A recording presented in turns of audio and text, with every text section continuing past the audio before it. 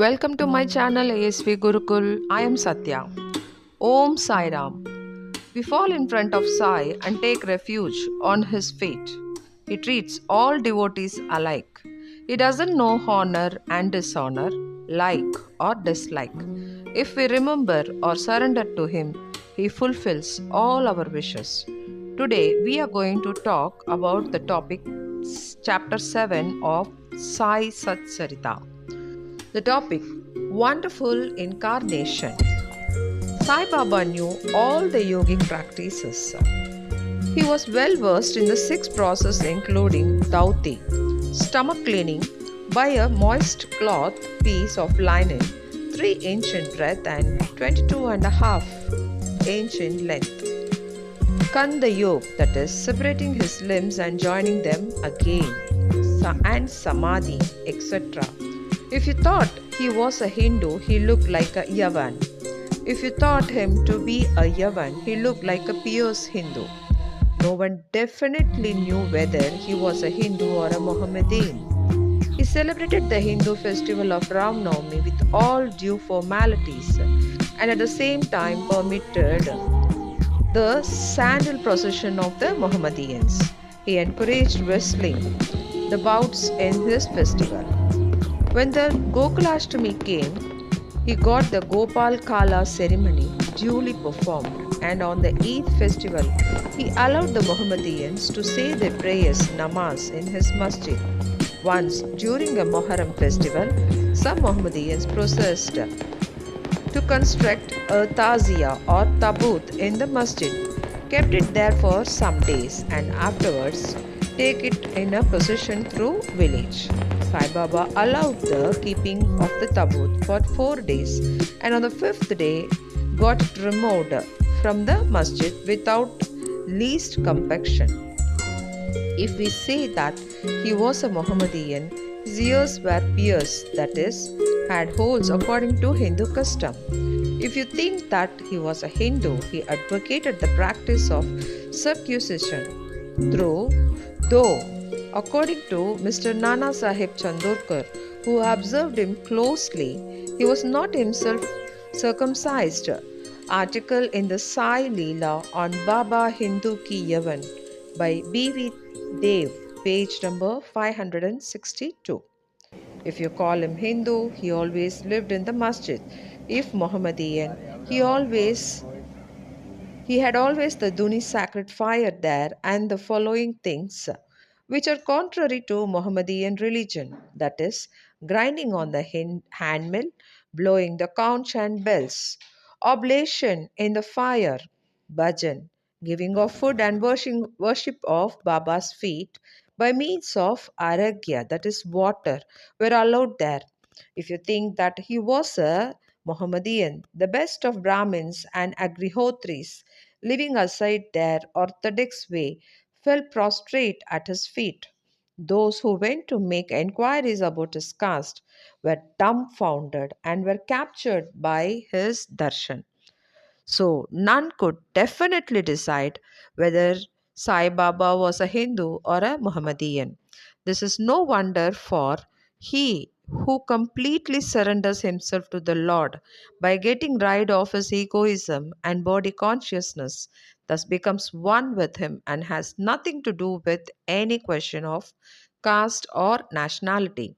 Baba saw no difference between any two castes and even between beings. He took meat and fish with the fakis, but did not grumble when dogs touches the dishes with their mouths. Such a unique and wonderful incarnation was Sai Baba. On account of these merits in my past birth, I had good fortune to sit at his feet and enjoy his blessed company. The joy and delight I derived therefrom was incomparable. In fact, Sai Baba was pure Anand and consciousness. I cannot sufficiently describe him, his greatness and uniqueness. He who took delight at his feet was established in his own self. Many sannyasis, sadhaks, and all sort of men aspiring for salvation came to Sai Baba. He always walked, talked, and laughed. He never liked discussion or disputation. With him was always uttering Allah Malik. God is the sole owner. He always calm and controlled, though irritable at times, always preached Vedanta, and nobody knew till the last who was Baba. Prince and poor people were treated alike by him.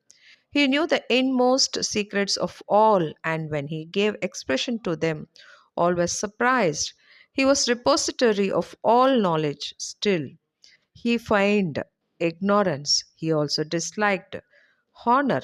Such were the characteristics of behavior of Sai Baba. Ignorant that I am, I cannot describe Baba's miracle. He got almost all the temples in Shirdi repaired through Tatya Patil. The temples of Shani, Ganapati, Shankar Parvati, village deity, and Maruti were put in order. His charity was also remarkable. The money he used to collect as dakshina was freely distributed, rupees 20 to some, rupees 15 or 50 to others every day. The recipient thought that this was the pure charity money, and Baba wished that it should be usefully employed. People benefited immensely by having Baba's darshan. Some became hale and hearty. Wicked people were turned into good ones. Leprosy was cured in some cases. Many got their desires fulfilled without any medicine being put in the eyes. Some blind men got back their sight, and some lame ones got their limbs. Nobody could see the end of his extraordinary greatness. His fame spread far and wide, and pilgrims from all sides flocked to Shirdi. Baba had his asan near the Duni and always rested there. He sat there in meditation, sometimes without a bath. He used to tie a cloth white turban on his head and wear a clean dhotar around his waist and a shirt on his body. This was his attire in the beginning. He first practiced medicine in the village. He examined patients and gave medicines. He was always successful and became famous as a hakim, that is, a doctor. A curious case may be narrated here. One devotee had his eyes quite red and swollen. No doctor was available in Shirdi. The other devotee took him to Baba. In such cases, other doctors would use ointments, anjans, cow's milk, and camphorated drugs, etc. Baba's remedy was quite unique.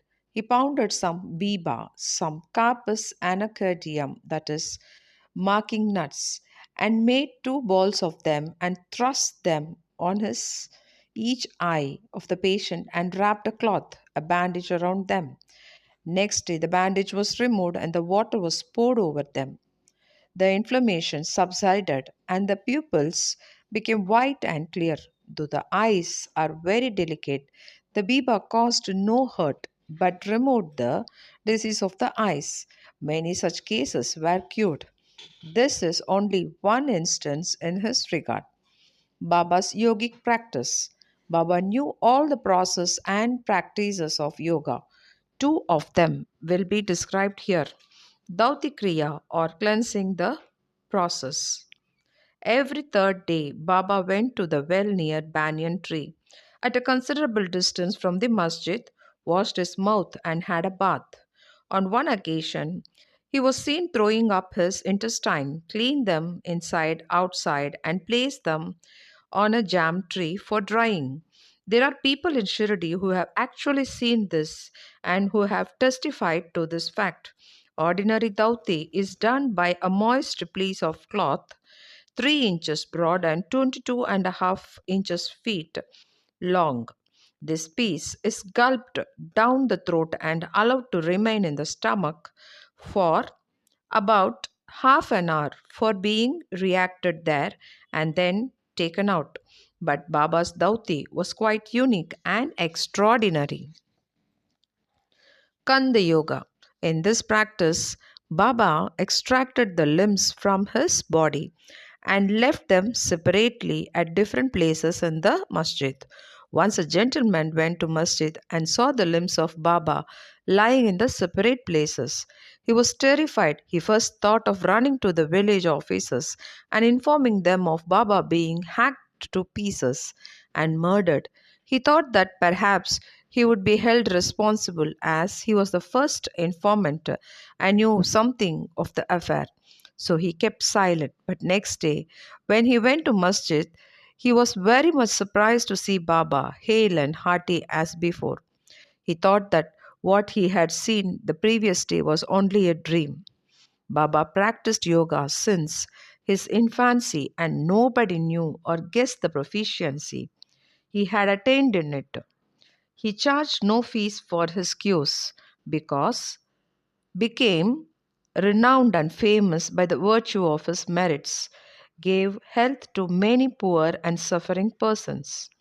This famous doctor of doctors cared not for his interest but always worked for the good and welfare of the others, himself suffering unbearable and terrible pain many a time in the process. One such instance I will relate now, which will show that all pervasive and the most merciful character of Sai Baba. Baba's all pervasiveness and mercy.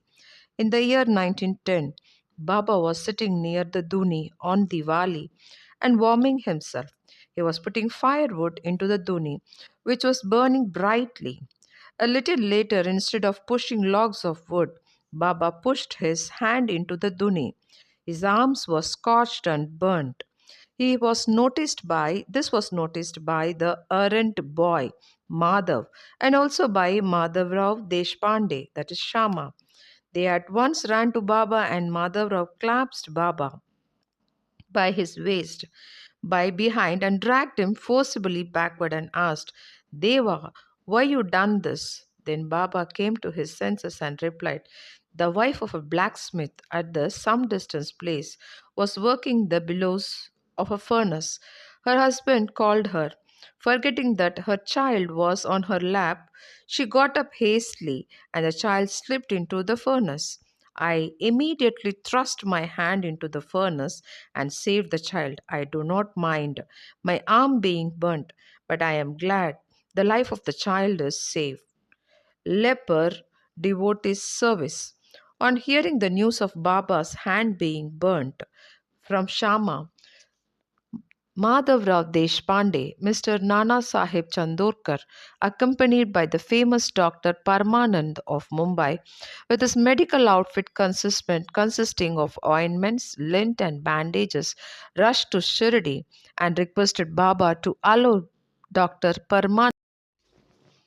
This was refused. Ever since, the burnt arm was dressed by Bagoji Shinde, a leper devotee. His treatment consisted in massaging the burnt part with ghee and then placing a leaf over it and bandaging it tightly. Mr. Nana Sahib Chandorkar solicited Baba many a time to unfasten the bandages, get the wound examined, dressed, and treated by Dr. Parmanand with the object that it may heal fast. Dr. Paramananda himself made similar request, but Baba postponed it by saying that Allah was his doctor and did not allow his arm to be examined. Dr. Paramanand's medicines were not exposed to the air of Shirdi and they remained intact. But he had the good fortune of getting a darshan of Baba. Bagoji was allowed to treat the hand daily. After some days, the arm healed and all were happy. Still, we do not know whether any trace of pain was left or not. Every morning, Bagoji went through his program of untying the bandages, massaging the arm with a ghee, and tightly bandaging it again. This went on till Baba's Samadhi, that is death. Sai Baba, a perfect Siddha, as he was did not really want this treatment, but out of love for his devotees, he allowed the Upasana service of the Bagoji to go on uninterrupted all along. When Baba started for Lendi, Bagoji held an umbrella over him and accompanied him. Every morning, when Baba was sitting near the post close to the Duni, Bagoji was present and started his service. Bagoji was a sinner in his past birth. He was suffering from leprosy. His fingers had shrunk. His body was full of pus and smelling badly. Though outwardly he seemed so unfortunate, he was really very lucky and happy, for he was premier servant of Baba and got benefit of his company. Master Kapar the plague case. I shall now relate another instance of Baba's wonderful Leela. Mr. Kapardi, the wife of Mrs. Kapardi, the wife of Mr. Dada Saheb Kapardi of Amravati, was staying in Shirdi with her young son for some days. One day, the son got high fever, which further developed into bubonic plague. The mother was frightened and felt most uneasy. She thought of leaving the place for Amaravati and went near Baba in the evening when he was coming near the Vada, now Samadhi Mandir, in his evening rounds for asking his permission. She informed him in a trembling tone that her dear young son was down with plague.